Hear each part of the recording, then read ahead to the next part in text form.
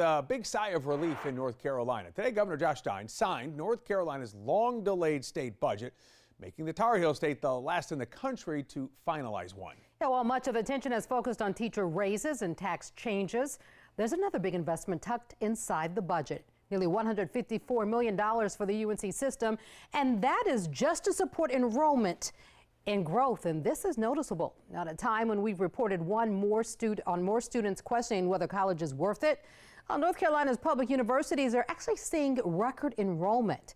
For the first time ever, enrollment topped 256,000 students last fall. Total enrollment jumped more than 3% from fall 2024. And that trend wasn't seen at just one of the system schools. And here's what's especially interesting when it comes to those enrollment numbers. In fact, UNC System said it saw enrollment growth at 15 of its 16 universities. The only school that took a hit was UNC Asheville, and leaders say that's a direct correlation to Hurricane Helene. But leaders say the retention rate did climb, so students are staying and hopefully getting their diplomas. All right, so with the UNC system seeing growth, these millions of dollars will be used to help keep up with that demand. UNC Chapel Hill Chancellor Lee Roberts shared this message last week following passage of the budget.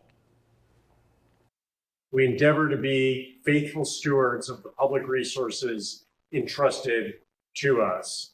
And we believe that with these continued investments in higher education across our state, the best days for our university and for our incredible state are yet to come.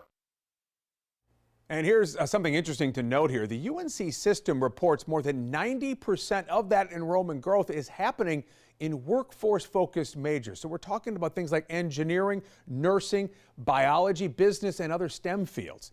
These are areas that are in high demand when it comes to landing that job. The funding also includes nearly $5 million to support continued growth at NC Promise schools, where in-state tuition remains just $500 per semester.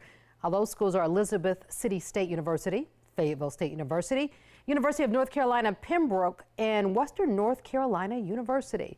University leaders say this multi-million-dollar enrollment investment is about more than just filling a classroom. Yeah, it's about preparing more teachers, nurses, engineers, scientists, and other skilled workers to meet North Carolina's growing workforce needs. That's good there. Yeah, absolutely. Our system is a jewel in our state. That much we do know. That does it for us tonight. WBTV News is back at 11 o'clock. Thanks so much for watching. We'll see you back here tomorrow night starting at 7 o'clock.